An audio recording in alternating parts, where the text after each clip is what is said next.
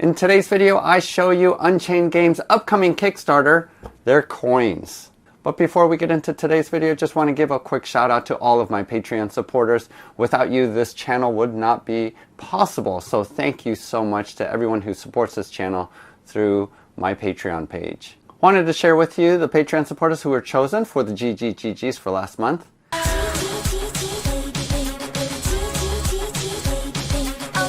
Each month, Bob the Beholder picks some of my Patreon supporters to receive gratitude gifts. And for this past month of July of 2022, Kevin O and Shane R received 2 all-in pledges for the X-Train Deco Quest Kickstarter. Jim F received the Sword and Sorcery Legendary Pledge. Todd C received the Printed and Painted Mythic Roll Ghost Ship. And Gamgan and Terrainaholic received STL files to print out that Ghost Ship. Kevin O received the Redgrass Wet Palette, and Hey Kiwi was chosen to receive $100 to go towards the Cursed Town Kickstarter. And for this month of August of 2022, the gratitude gifts are the Creality Laser Engraver, a $330 value, this Printed and Painted Small Cottage from City of Furwood, and 2 pledges for the upcoming Kickstarter for Unchained Games with these coins. Use the link below to go to my Patreon page to find out more on how you can get in on that. So Unchained Games is the company that actually did make the Mythic Roll Dice Towers, which I've done a number of videos. Go ahead and check those out here. But their upcoming Kickstarter is actually 3D printable coins. And this is something that I'm really interested in because almost all of my adventure games and RPGs do require coins. And I've always been on the lookout for 3D printable coins. But up to this point, I have not backed any of them because all of them were printing, basically cut a coin in half, and were printing them flat on the build plate. So there was a lot of contour lines regardless of how low of a resolution you were using on your FDM printer. And there were other options for resin printers, but this is actually one of the first ones that I've seen where they are optimized not only for the resin printer, but also an FDM printer. And the genius of this is that they are actually printed vertically, standing up and down. And the support that they use is very simple and yet effective in holding these pieces.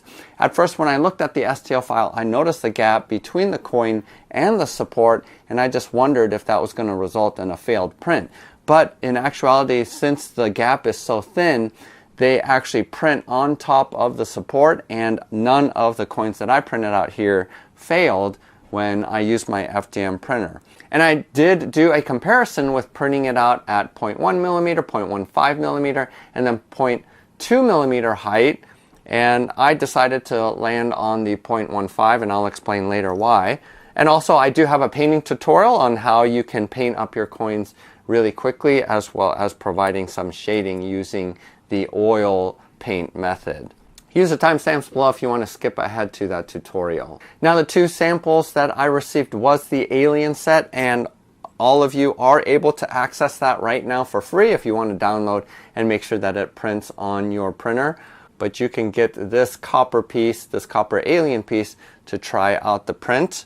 But for my upcoming game, Oathsworn, which hasn't shipped to me yet, I did not opt in for the metal coins, and so this is going to be perfect for Oathsworn, where I did print out a bunch of these pieces as well as some of these, and that will work for not only Oathsworn but a number of my other games that do have tokens, cardboard tokens for coins. Now I can use these pieces as well. Now, I will say that there is something that is really satisfying by having metal coins in terms of the weight. So obviously these 3D printed ones aren't going to have the heft or the feel of an actual real coin, but I think it is a good alternative and upgrade to using the cardboard tokens. And use the links below to go to the preview Kickstarter page to sign up so that you will be notified once it does launch. Or once it launches on August 16th, it will take you to their Kickstarter page where you're going to be able to pledge. There's going to be 10 different sets, and there's going to be 4 different options for each set. So that way you're going to have a wide variety of styles. And even here, even though these ones were supposed to be the copper coins and these ones supposed to be maybe the silver ones, I'm not 100% sure. Instead of making these copper, because they are a little bit larger in diameter than these coins, I decided to go ahead and make these ones the gold pieces and these ones the silver pieces. So you can do whatever you want. You can even mix and match the different styles if you want, and just pick out some of your favorites. I think Unchained Games did come out with a really good solution in being able to print these vertically, which makes all the difference in the world in terms of quality and actually makes it viable to FDM print. I could have resin printed, but I still prefer, even though I have resin printers, I still prefer using FDM over resin just because the material isn't as big of a pain to work with. So let's go ahead and go to my painting tutorial while I show you how to paint these up really quickly. So here I experimented a little bit with the resolution, and so this is the finest resolution at 0.1 millimeter height. This is 0.15 millimeter height, and then this is 0.2 millimeter height. And I don't know how well you can see the differences, but with the 0.1 you can look at the flat areas behind these this webbing or this drawing, and you can see that you can barely see the layer lines on this one. So for the best resolution, I would suggest on an FDM printer to go at 0.1, but it's going to take a long time to print out a coin. I think one coin was a little over an hour at 0.1 millimeter height. Now I chose to go ahead and print everything at 0.15 millimeter height just because even though you can see the lines, the print lines, more than on the 0.1, just the save in time, about 30% save in print time was worth it to me. So that's the resolution I chose. I think 0.2 still looks pretty good, but you're going to see the print lines a lot more clearly. So this is the case where if you do have the time, go ahead and just print in 0.1. But for me, time in terms of time, the compromise of going to 0.15 is what I chose. Alright, so what I did was I took all of the coins outside and I spray painted them. So for the copper ones, I used this copper color from Krylon. I don't even know if they sell this anymore. I've had this for so long. But I do know for sure that they sell these at Walmart and for about $4 a can. This is just your base metallic aluminum or any kind of silver. And this is metallic gold. So you can pick whatever and then just spray painted all of the coins. Now the platinum ones, I didn't quite know what to do with them. So I went ahead and spray primed them with just white, regular white primer. And hopefully some of the shading will make it look distinct from the silver.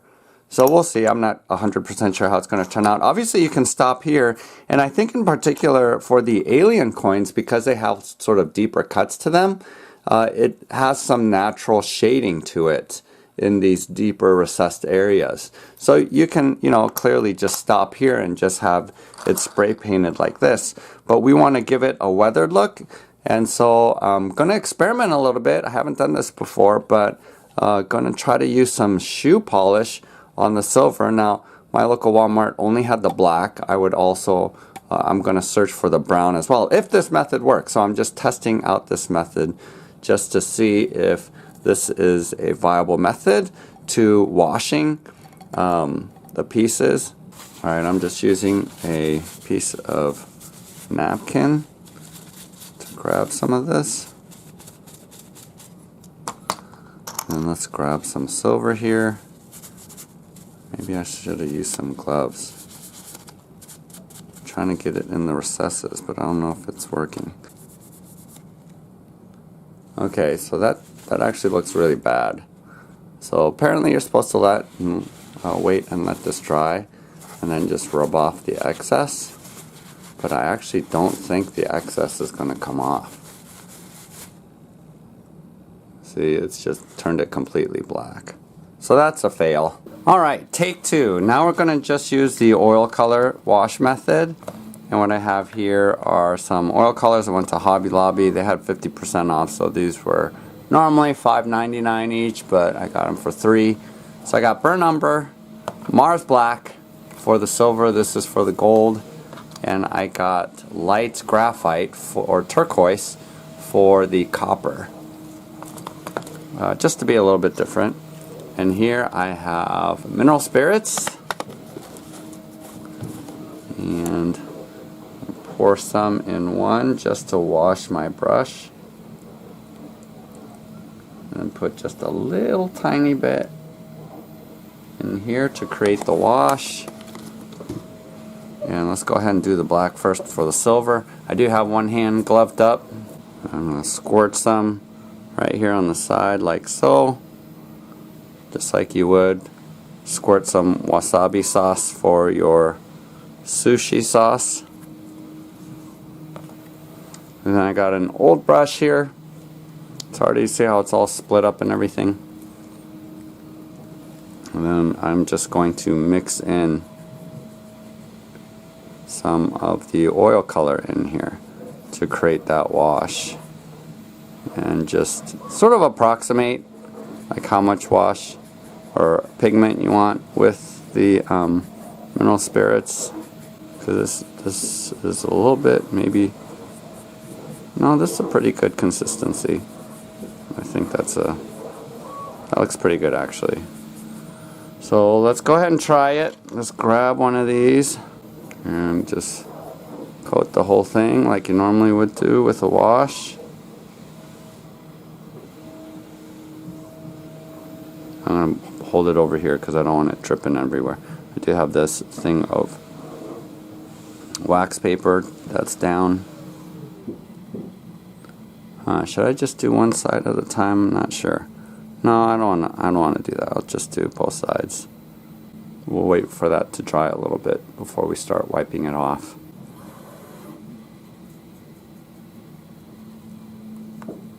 I'm going to actually make it a little bit thicker, just because I don't seems a little bit too diluted right now. Alright, so I colored all of the coins, and now after about 15 minutes I'm just taking a regular napkin and just rubbing off sort of the excess, but leaving the wash on the cracks and crevices so that it looks weathered like this. It's not super complicated, and I brush along with the print lines just because I don't want the print lines emphasized, but I think that looks actually pretty good. And for whatever reason, if you waited too long before doing this step and a lot of the paint has dried on, go ahead and just dip your napkin into the mineral spirits, and that will help lift off more of the ink. But for the most part, I like having a lot of ink in there just because it creates more depth. Now I'm doing it with the burnt umber.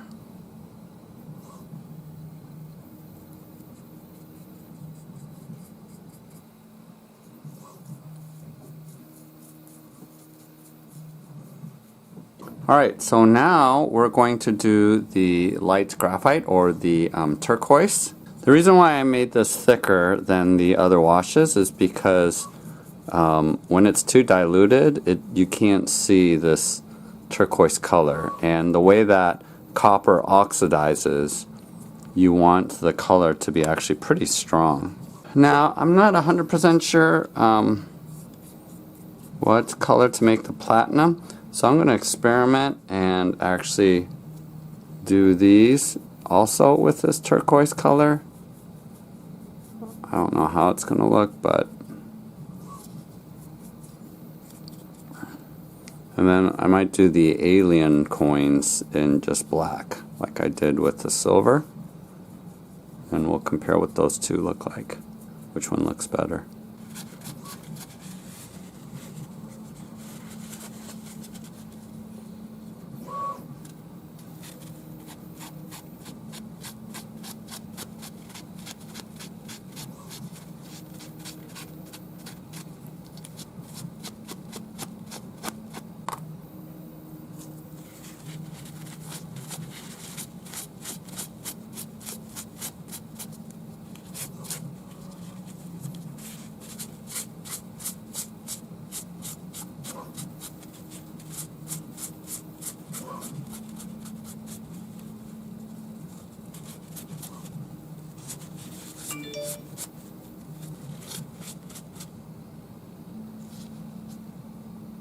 Alright, so waiting 24 hours for everything to dry, I went ahead and then just sprayed everything with a gloss varnish just to keep it shiny and also to have a protective coat over it. And this is the final results. And you know, the interesting thing is, even though I sort of went with the elven design, which I felt like was a little bit more standard for fantasy games, I actually like the details in the alien coins because it has more depth to each of the pieces. The stain that went inside of it actually is more noticeable. Whereas I think these coins look pretty good because you had the stain going down into these recesses here. But obviously this coin here, because it's flatter and it doesn't have as much depth or details, I don't think the stain sort of stands out as much or makes the feature stand out as much as it does in something like this. And then go ahead and check out these two. There's just a lot of detail and depth to this coin, this alien coin, versus even this coin. Although again, I think I'm pretty happy with this coin overall. So, you know, for the most part, and then check this out too, my little experiment. Because there is more depth to the alien coin, you're going to have more features just sort of stand out. Whereas this elven coin here, because there isn't that much depth, it's really hard to see the elk or whatever deer that's supposed to be. You know, the features aren't standing out as much. Also, you know, because this is the turquoise, which is lighter, you're not going to have as much contrast as you do with this coin here. So maybe if I would have done the black, it would stand out more. But this coin, you know, except for this flower part up here, it doesn't have that much of a relief or difference in levels, and because of that, you can't tell as much of a difference in terms of what is there. So, you know, probably would look better maybe on a resin printer, but overall, I like these alien coins because they just have a lot more depth to them, and therefore the stain gets onto them a little bit better. And then this is just to contrast with what they look like without the stain. So let's just say these are more freshly minted coins, whereas these are older. And for the most part, you know, I think it looks good. And the reason why I didn't stain these is because I wanted it to be a clear distinction between this coin and this coin. And so maybe, and you, because I don't have numbers on them, they can be whatever denominations you want them to be. So maybe these are like a, you know, one, not GP, I don't know what it'd be, but just one silver piece. And maybe this equals 5 of these, and then these would be 10 of these. But whatever denominations you need for your game, you can make them whatever you want. You are able to, if you do want numbers, because I know some players do like numbers, just use Microsoft 3D Builder to put in numbers here if you want. I just like to keep it ambiguous so that I can choose to have it be whatever numbering system I need. So I think this is sort of a good solution. We got 3 different kinds of coins. You could have a 4th one here, especially if you don't want to stain it like I did and just, you know, spray paint it. But overall, this is what it looks like. Now these, what was supposed to be copper, because the spray paint, the copper spray paint was so dark, I sort of don't like how dark the copper was. So if you wanted to, you could just take some Hachette copper here and lighten it up a little bit just by dry brushing. Here, let me show you really quickly how to do that, because it's not hard at all. So you just dry brush across here like this, making sure that you don't get rid of all of the cracks and crevices, because that would just defeat the purpose of doing all of that work of putting in the wash. And so that lightens it up, see, compared to this side. So that's relatively easy to do. And then obviously you want to do this before you coat it with varnish to protect it. But overall, I think these turned out really good and is a viable option, whereas before I just felt like when coins are printed flat, you just get a lot of layer lines and contour lines and it didn't look very good, but this looks pretty good to me. Now you might be asking, Gaming Geek, why didn't you just use regular acrylic washes?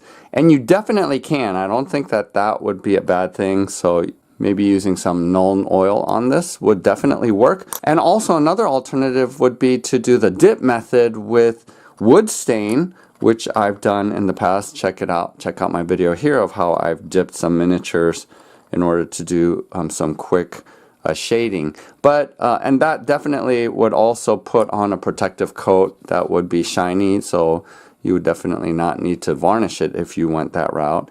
And I would use the brown on the gold coins, and then maybe the espresso from Minwax.